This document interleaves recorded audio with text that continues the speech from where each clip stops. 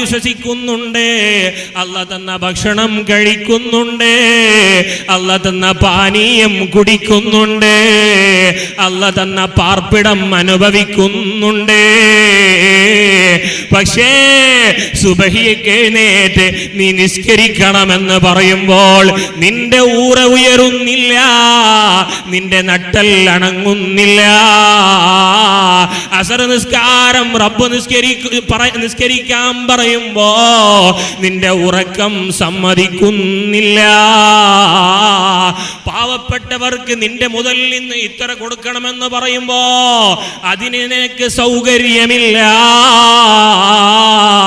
എന്നാ കേട്ടോ, ഇന്ന അദാബി ലശദീദ്, എന്റെ ശിക്ഷ അത് വല്ലാത്ത കഠോരമാണ്, വല്ലാത്ത കഠിനമാണ്. ഇന്ന് നമ്മൾ കൂട്ടിവെക്കുന്ന ഓരോ ആർഭാടുകളില്ലേ, ഓരോ പേക്കൂത്തുകളില്ലേ, ഓരോ അനാശാച്ച പ്രവർത്തനങ്ങളില്ലേ, അതിന്റെ ഫലമല്ലേ ഈ അധികാരികളെ കൊണ്ട്, ഈ പൊളിറ്റിക്സിന്റെ മേധാവികളെ കൊണ്ട് അള്ളാഹു നമ്മളെ ശിക്ഷിപ്പിക്കുന്നത്.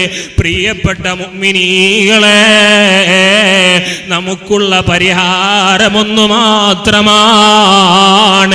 അതാ അല്ലാഹ് പറഞ്ഞതാണ്, ലഇൻ ശകർതും, അല്ലാഹുവിന് ശുക്ർ ചെയ്യുകയാണെങ്കിൽ പ്രയാസങ്ങൾ ഉണ്ടാകില്ല, പ്രതിസന്ധികൾ ഉണ്ടാകില്ല.